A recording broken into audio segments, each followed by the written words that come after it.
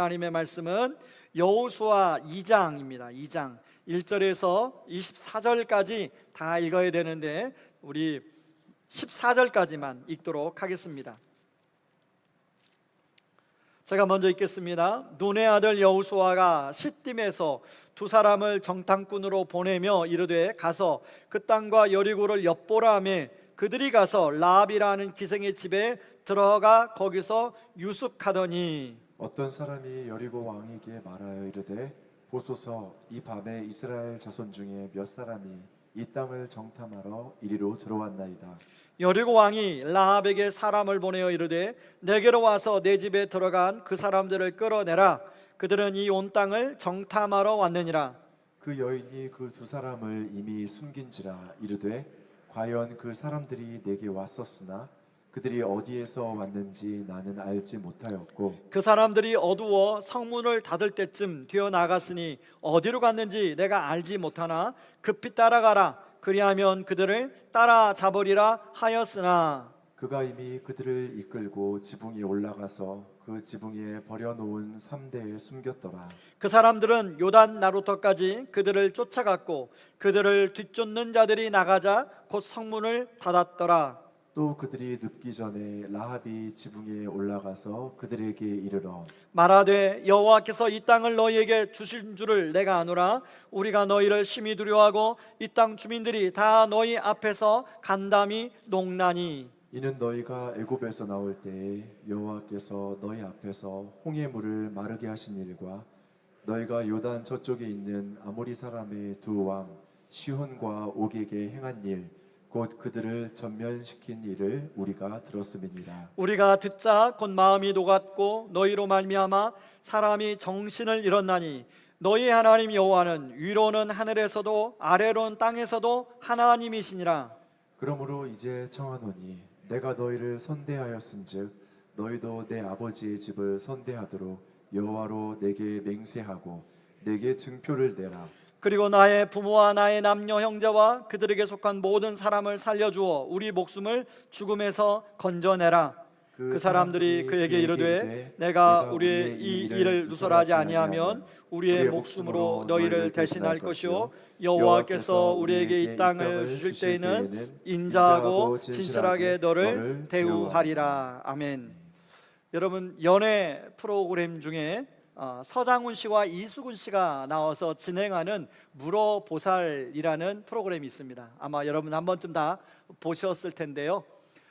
고민을 가지고 있는 사람이 찾아와서 자기의 고민을 꺼내놓고 아주 시원한 그런 답을 찾아가는 식으로 진행이 됩니다.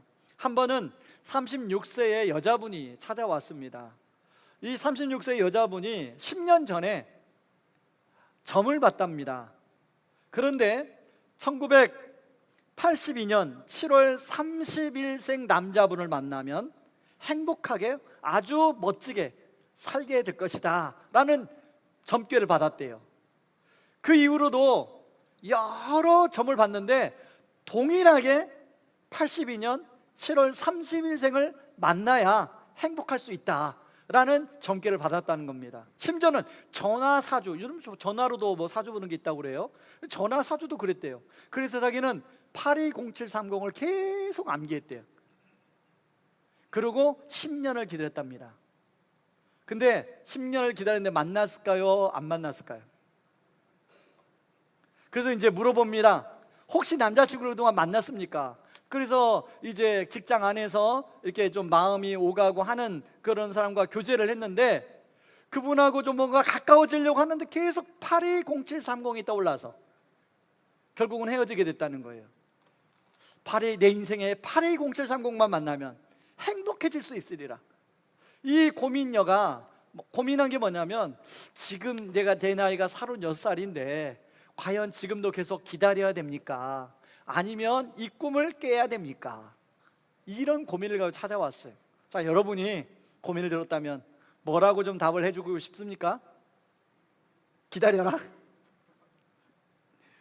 예, 서장훈 씨나 이수근 씨가 아주 명쾌하죠. 꿈 깨라.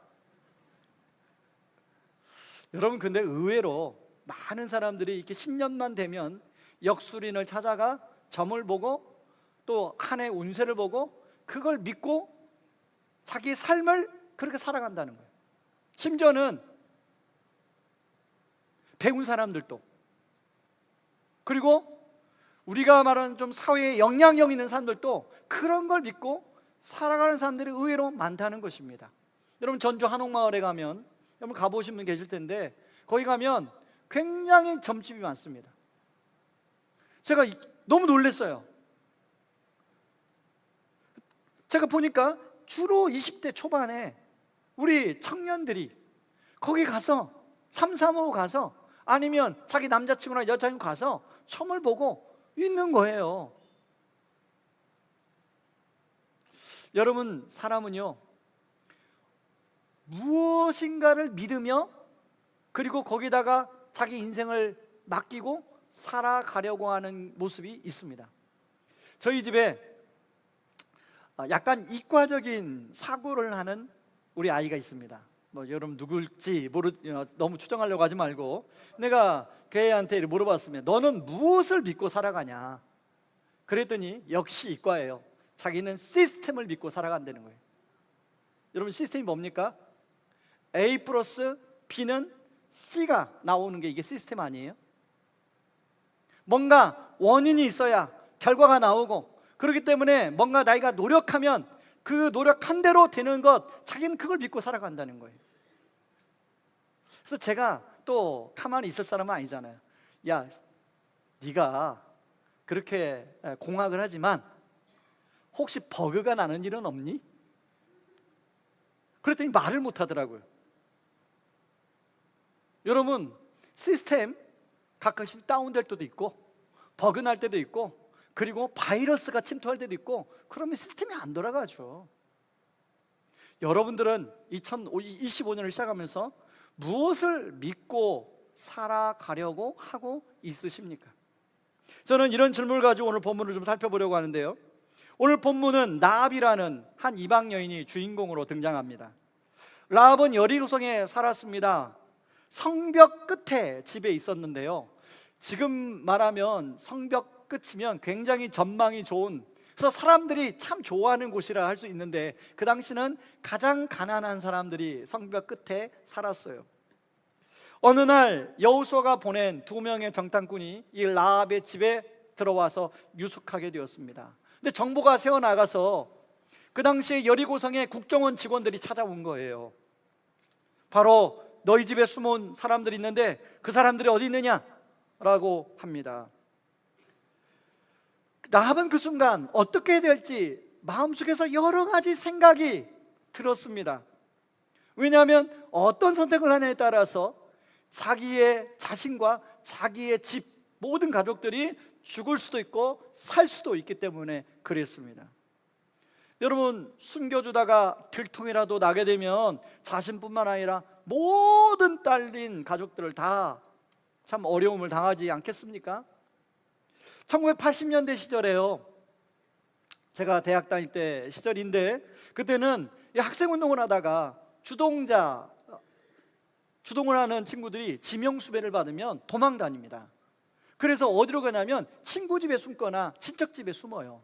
근데 그 당시는 숨겨주는 사람까지도 발각이 되면 끌려가서 굉장히 어려움을 많이 당했어요. 그렇기 때문에 잘 숨겨주지 않으려고 했어요. 아마 이때도 그러지 않았을까요? 근데 라합은 두 사람을 숨겨주는 선택을 하게 됩니다. 자신의 지붕의 은밀한 곳에 두 사람을 숨겨줘요. 그리고 그 찾아온 사람들에게는 선의의 거짓말을 통해서 말합니다. 만약에 숨겨주지 않았다면 두 정탐꾼은 바로 잡힐 뻔했어요. 근데 지붕에 숨어 있는 두 사람 어땠을까요? 이 두 사람은 요즘 말로 쫄깃쫄깃한 마음을 가지고 있었을 거예요. 혹시 우리를 숨겨주고 신고하는 거 아니야? 아마 마음이 많이 긴장이 됐을 거예요.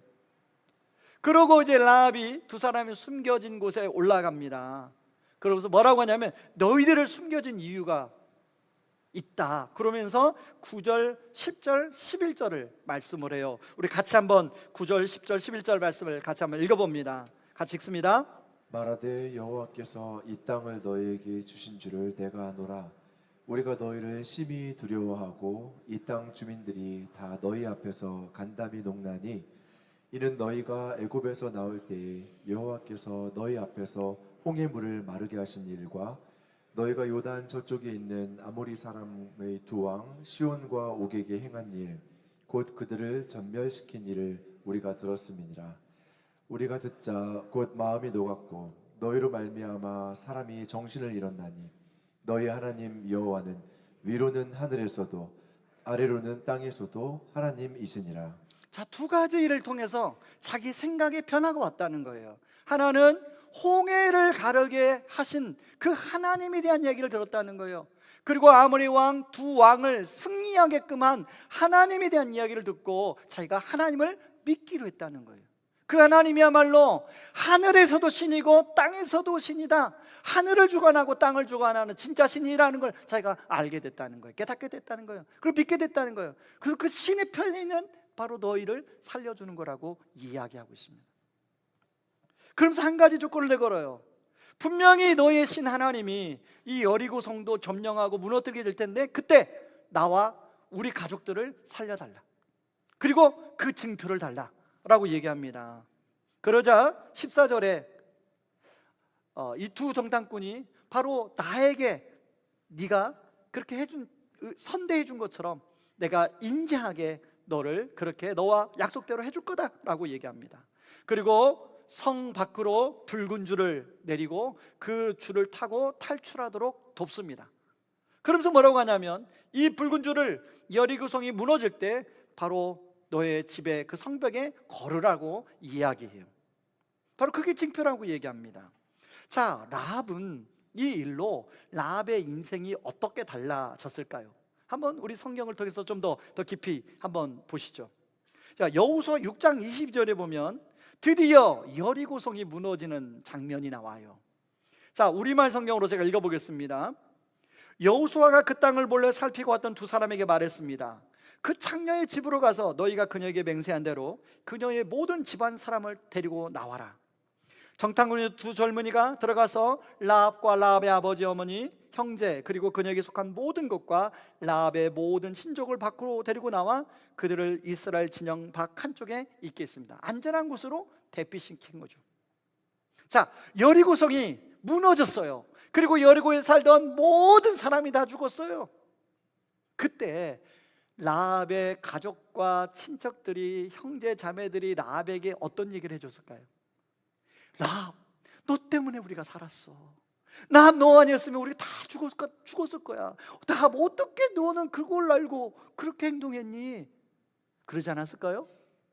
저는 이것을 보면서 여러분 이제 예수님이 이 땅을 재림하셔서 이 세상을 심판하신다고 성경에 기록되는데 분명히 저는 그날이 올 거라고 믿습니다. 그때 저와 여러분이 아는 가족들, 친척들, 친구들이 여러분에게 와서 라합에게 말한 것처럼 야, 너 때문에 네가 그때 예수 믿으라고 그래서 내가 예수를 믿어서 내가 정말로 죽지 않고 심판당하지 않고 살았어.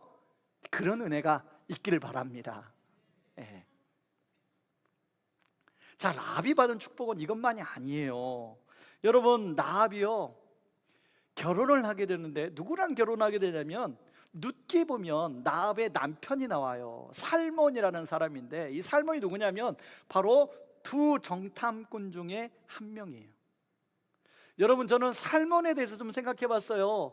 그 당시에 많은 사람 중에 선택받아서 뽑힌 사람이 두 사람인데 여러분, 지금 우리 대한민국에서 이제 많은 20대 젊은이들 가운데 뽑는다면 어떤 자격으로 뽑겠습니까?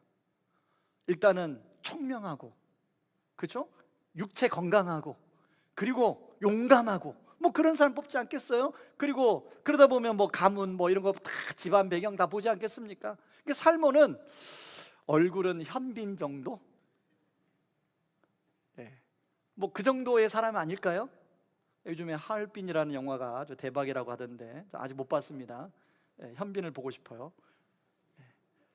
아마 살몬은 그 당시에 많은 여인들이 결혼하고 싶은 대상이었을 거예요. 살몬이. 예. 근데 라합이 그런 살몬하고 결혼해요. 누가 택했겠어요? 라합이 살몬을 택했겠어요? 살몬이 라합을 택했겠어요? 라합이 아무리 좋아했는데 살몬이 얼마나, 이거 완전히 격차가 나는 사람이기 때문에 살몬이 라합에게 아마 청혼을 했겠죠. 어쨌든 둘이 결혼을 했습니다. 그 둘이 결혼을 해서 누가 태어나냐면 보아스가 태어나요. 룻기 4장 21절 22절에 보면 이렇게 나옵니다. 살몬은 보아스를 낳고, 보아스는 오벳을 낳고, 오벳은 이새를 낳고, 이새는 다윗을 낳았더라. 라합이 다윗의 고조 할머니가 됩니다. 놀랍죠? 여러분, 그런가 하면 유대인들 대상으로 쓰여진 복음서가 마태복음이에요. 자, 유대인들 하면은 좀 까다롭기로, 깐깐하기로 한 민족이죠. 그래서 남성 위주의 유대인들은 남성 위주예요. 그래서 여자분들의 이름을 성경에 잘 기록하지 않아요. 근데 그 마태복음에 보면 1장에 그 예수님의 족보가 나옵니다. 아브라함부터 예수님의 족보가 한 2000년의 역사를 쫙 소개해요. 근데 그 중에 남성 위주로에 누가 낳고 쭉 나오는데, 그 중에 여자들의 이름이 4명이 나오는데 그 여자 4명 중에 한 명이 라합이에요. 그러니까 라합의 계보를 통하여 예수님이 태어났다는 것이죠. 이게 엄청난 축복 아니에요? 그런가 하면 히브리서 11장은 믿음장입니다. 거기 보면 믿음의 거인들이 나와요. 그 히브리 11장 31절에 이렇게 나와요. 믿음으로 기생 라합은 정탐꾼을 평안히 영접하였으므로 순종하지 아니한 자와 함께 멸망하지 아니하도다. 믿음의 본으로 소개되어 나와요. 여러분, 라합은 이방 여인으로 여리고성에서 몸을 파는 여인이었습니다. 성경에 보면 라합이 어떻게 그런 직업을 갖게 되었는지는 나오지는 않지만, 우리가 추정해 볼 수 있는 것은 부모님과 가족들을 언급한 것으로 봐서 아마 어쩔 수 없는, 부모를 복양하고 형제자매들을 뒷바라지기 위해서 어쩔 수 없는 선택이었을 거라고 생각해요. 왜냐하면 제가 예전에 직업 여성이 인터뷰하는 걸 봤는데, 이제 연세 드신 부모님, 몸이 아프신 부모님과 또 동생들을 학업을 뒷바라지 하려고 본인이 어쩔 수 없이 그 직업을 선택하게 됐다는 인터뷰를 제가 본 적이 있습니다. 아마 라합도 비슷하지 않았을까 생각해 봅니다. 그러나 사회적 시선은 라합과 같은 여인을 향하여 달갑지 않은 것이 사실이죠. 라합은 기구한 인생을 살다가 그럭저럭 살다가 죽을 수 있는 그런 인생이었습니다. 그랬던 라합이 하나님에 대한 이야기를 듣고,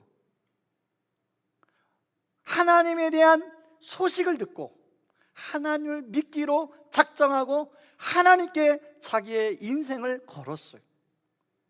이 말을 다른 말로는 베팅이죠. 베팅. 요즘에 뭐 트럼프가 대통령이 당선될 때 일론 머스크가 트럼프에게 베팅을 했다. 트럼프가 안 되면 자기는 감옥 갈 각오를 하고 그렇게 했다고 나오는데, 라합이 그렇습니다. 라합이 하나님께 인생을 건 겁니다. 그로 인하여 라합은 뜻하지 않은, 생각지도 못한 하나님의 은혜를 누리게 된 것이죠. 저는 라합에 대한 내용을 준비하면서 저와 우리 성도님들, 우리도 자녀들이 다 이런 라합과 같은 축복을 받기를 정말 좋겠다, 그걸 받았으면 좋겠다 생각이 들었어요. 그렇겠죠? 참 요즘 어려운 때를 보내고 있잖아요. 우리 청년들은 취업이 참 어려워요. 그리고 또 결혼도 참 쉽지 않아요. 뭐 청년들만 그런가요? 어르신들도, 우리 중년층들도 쉽지 않아요. 삶이 쉽지 않아요. 저는 어떤 거 하나도 만만치 않은 이때 우리가 정말로 라합과 같은 그런 2025년도 모든 성도님들이 라합에게 임한 그런 은혜를 다 누릴 수 있기를 주님의 이름으로 축원합니다.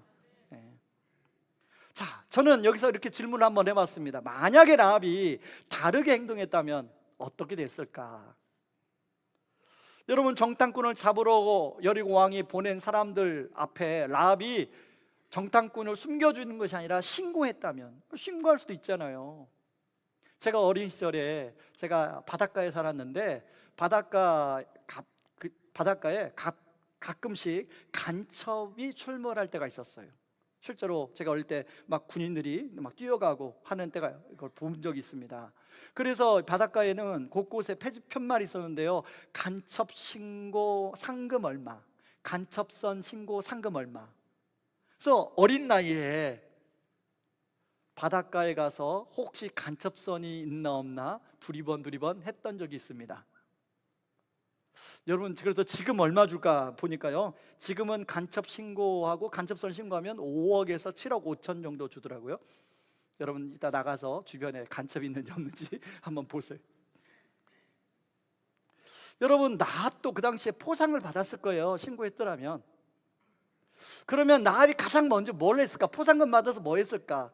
아마 나합은 자기 부모님과 자기 형제들이 사는 집을 따뜻한 곳에, 그래도 좀 성중앙으로 옮기지 않았을까요? 계약하고.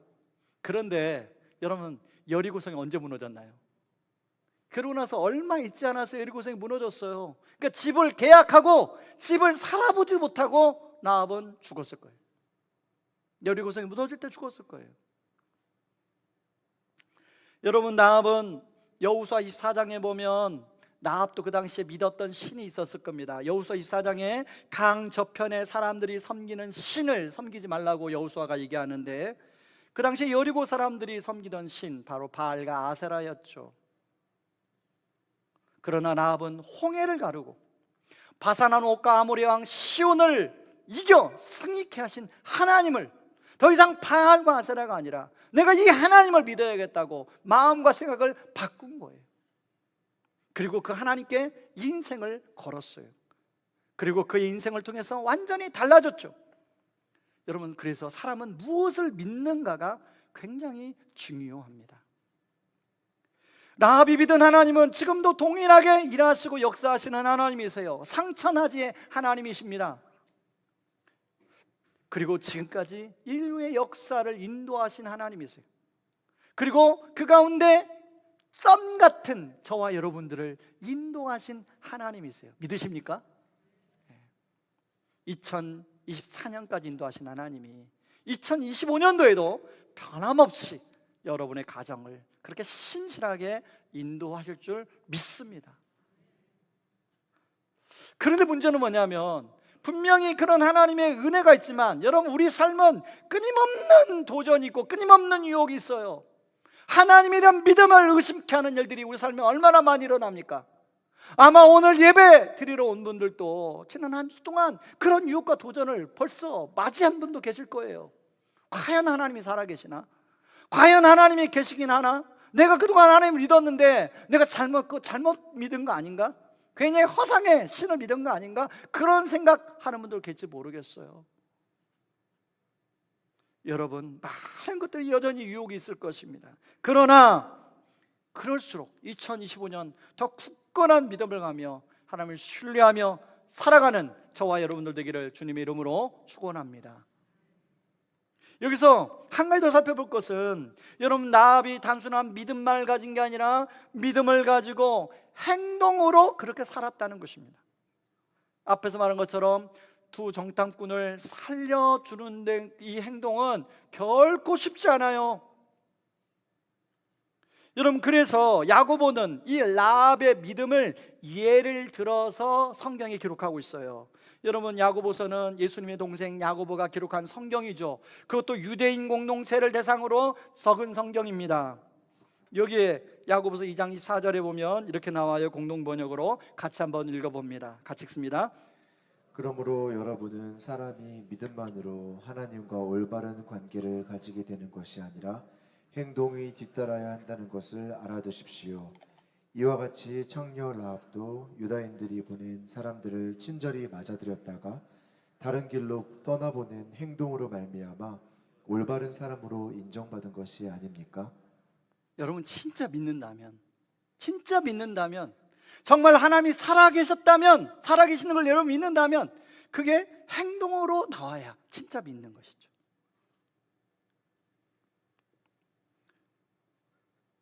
말씀의 결론을 맺겠습니다.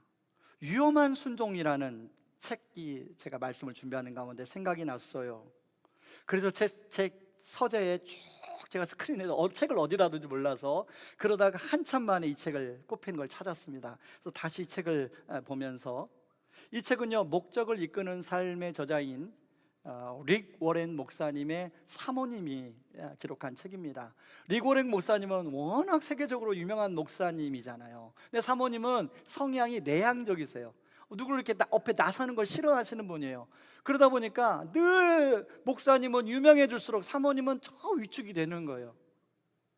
그래서 집안에서만 주로 지내고 아이들 키우고 가정 돌보고 그랬던 사모님이 어느 날 2002년 집 소파에서 정기 구독한 잡지를 읽다가 한 그 잡지에 실린 기사 제목이 너무나 크게 가슴에 와닿았대요. 내용이 뭐냐면 아프리카에 에이즈 감염으로 인하여 1200만 명의 고아가 발생했다라는 내용의 기사였습니다. 근데 이 잡지를 덮고도 계속 그 내용이 계속 떠오르는 거예요. 그래서 하나님, 저는 원래 그런 사람 아니에요. 저는 아프리카까지 가서 뭘 할 수 있는 사람이 아니에요. 저는 그냥 우리 집안, 우리 애들 키우고 저 여기에 만족하는 사람이에요. 제가 성향을 뭐래 이렇게 지금까지 살아왔던 사람이에요. 그런데 계속 그게 떠오르더라는 거예요. 그래서 작전 기도했대요. 그리고 한 달을 작전 기도했는데 결국은 그 생각을 너무 많이 주셔서, 성령께서 감동을 너무 많이 주셔서, 하나님, 제가 그렇게 뭔지 모르지만 제가 순종하겠습니다 라고 기도를 했대요. 그리고 남편하고 상의해서 이제 일단은 뭐 아프리카에 가봐야 되잖아요, 상황이 어떤지. 그래서 이제 아프리카에 가서 기록한 내용이 나와요. 이렇게 씁니다. 그곳에서 일한 지 반 시간 만에 가난한 자를 섬긴다는 나의 낭만적 생각은 설사와 또 살균제에서 풍기는 악취와 상처 우글거리는 구더기 때문에 아프다고 소리지는 남성들의 절규로 산산조각 나고 말았다. 순종은 반드시 대가 지불이 있다는 걸 알게 되었다. 희생이 따른다, 위험이 따른다. 그래서 위험한 순종이다. 책 제목을 위험한 순종으로 정한 거예요. 이 책에 보면 하나님께 순종한다는 것은 세상에서 가장 과감하고 위험천만한 일이다 라고 말하는 대목이 나와요. 저는 이런 면에서 오늘 본문의 라합의 순종은 위험한 순종이라고 생각하고 싶더라고요. 그런데 여러분, 이 세상에서 가장 위험한 순종을 하신 분이 누군지 아십니까? 바로 저와 여러분이 믿는 예수님입니다. 12절에 보면, 여러분 성경 같이 12절 한번 보세요. 스크린으로 나옵니다. 12절에 보면, 그러므로 이제 청하노니 내가 너희를 선대하였은즉, 이 선대의 뜻은 헤세드입니다. 헤세드. 그리고 그 다음에도 아버지 집을 선대하도록 할 때 이 헤세드인데, 14절에 보면 우리에게 이 땅을 주실 때에 인자하고 진실하게 너를 대우하려는 그 인자란 단어도 헤세드입니다. 여러분, 헤세드는 성경 전체에 흐르는 하나님의 사랑을 표현하는 히브리어입니다. 이 하나님의 사랑을 가장 잘 보여준 분이 예수님이죠. 그리고 이 헤세드가 가장 잘 극명하게 나타나는 곳이 십자가입니다. 그러므로 가장 위험한 순종을 하신 분은 예수님이죠.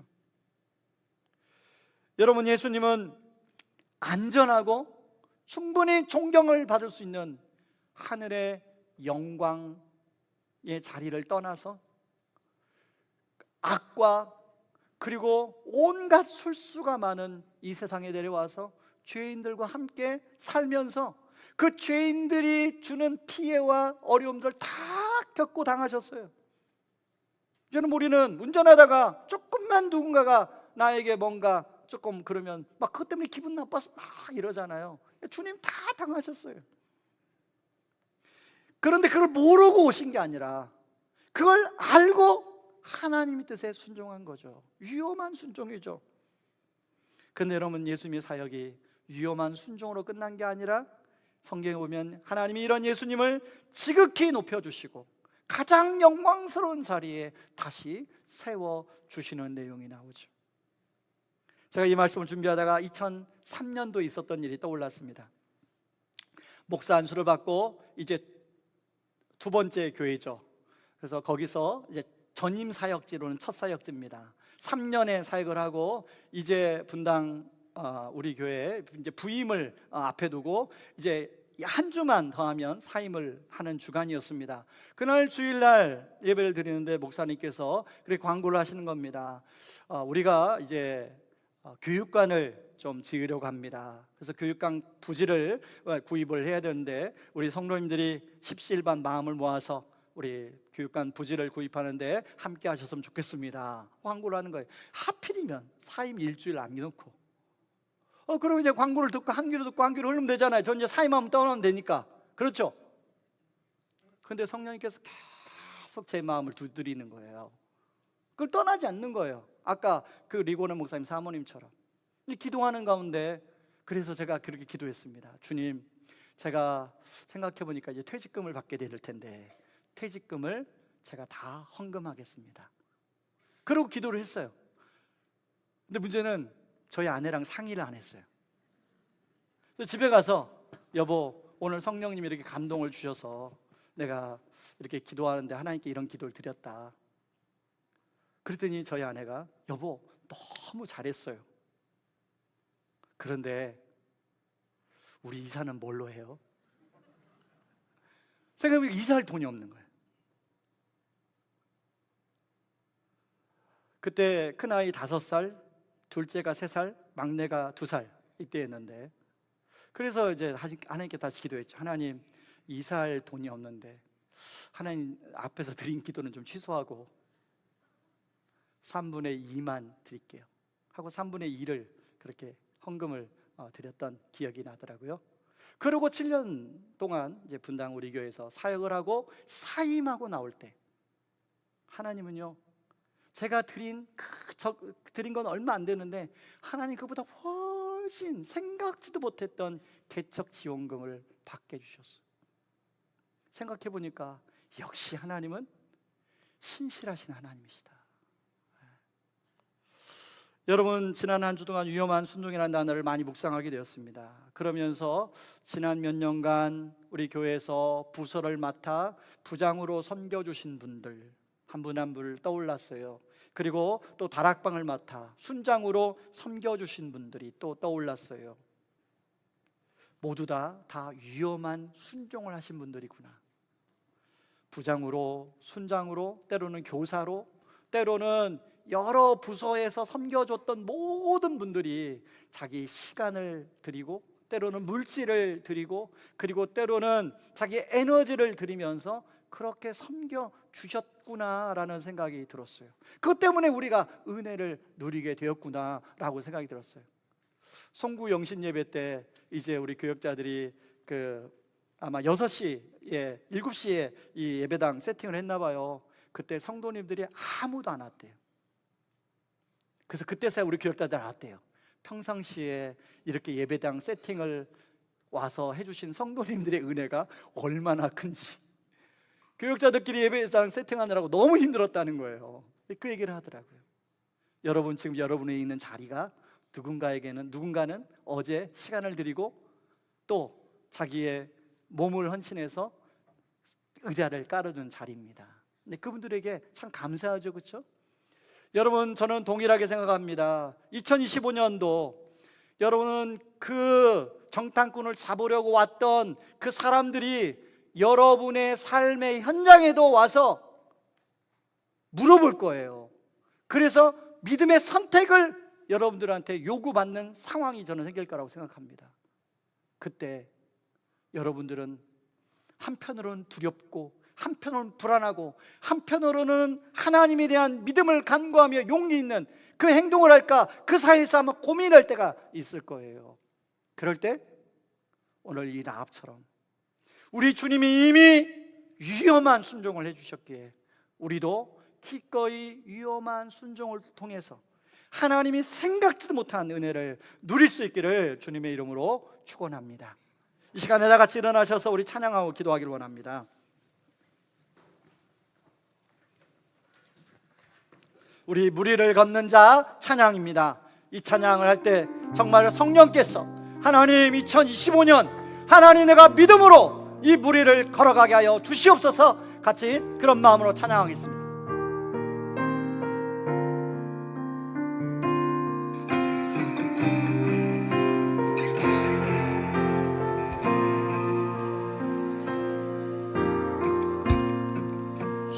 나를 부르시니 두려움 없이 애써 나아가리라. 주님 나를 부르시니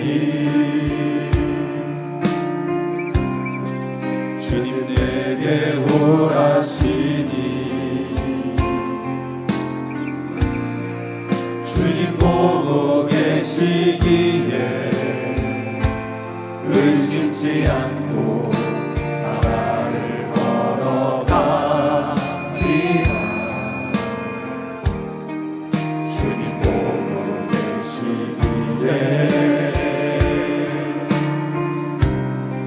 주님 여기 계시기에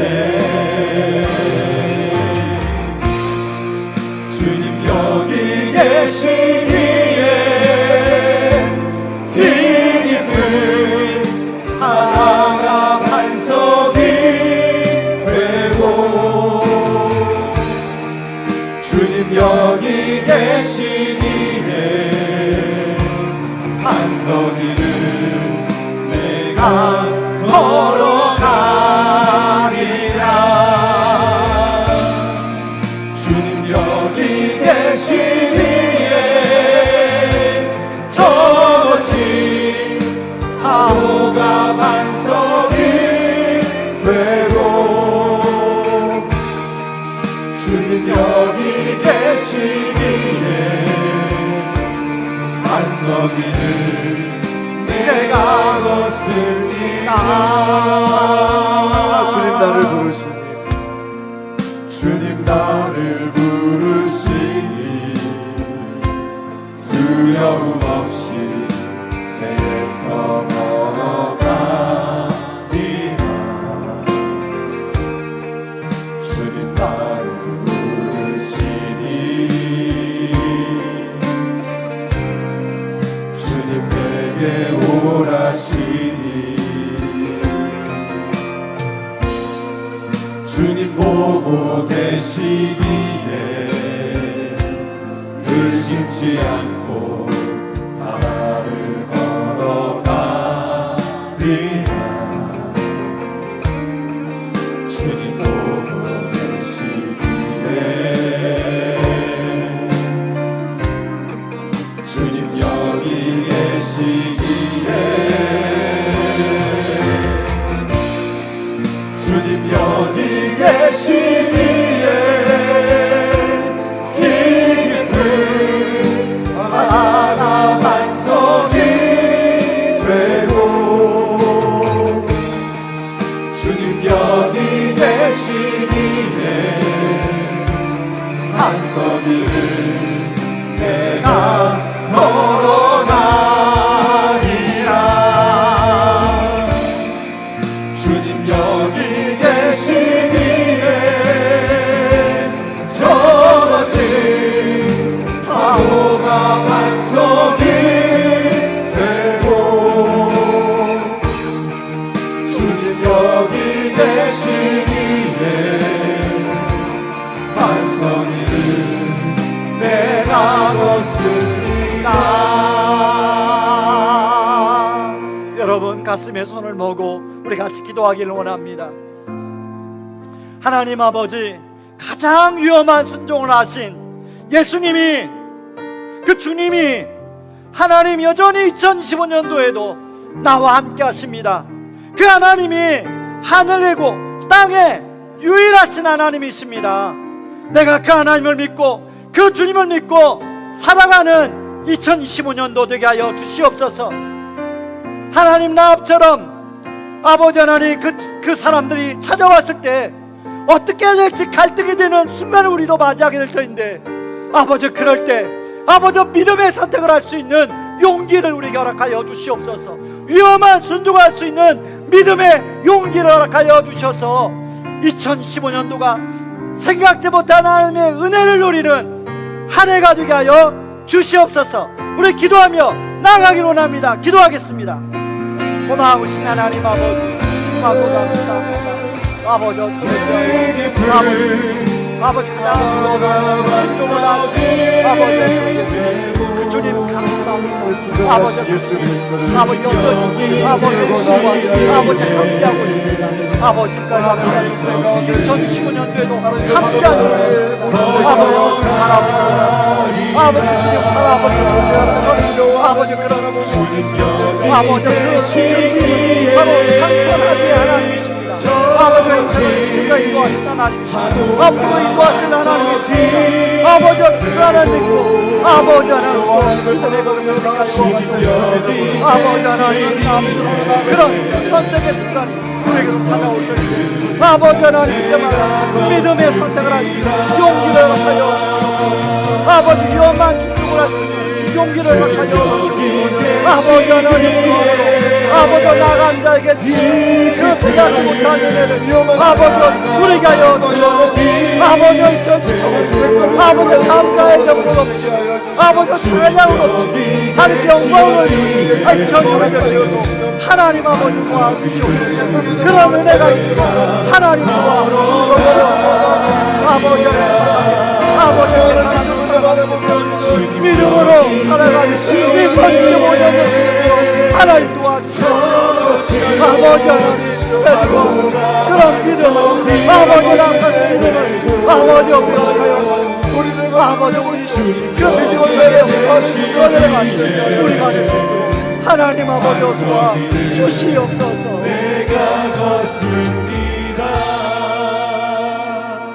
하나님 아버지 이미 가장 위험한 순종을 해주신 예수님이 우리와 함께 하십니다. 그리고 2024년까지 지금까지 바로 그 하나님이 우리를 인도하셨고 그리고 2015년도에도 그 하나님이 임마누엘로 우리와 함께 할 줄 믿습니다. 하나님 나합처럼 어떤 선택을 결정받는 상황이 도전이 또 우리에게 올 테인데 아버지 그때 계산하지 않고 얄팍하게 주산기 두드리지 않고 하나님 나합처럼 믿음의 선택을 할 수 있는 용기를 허락하여 주시옵소서.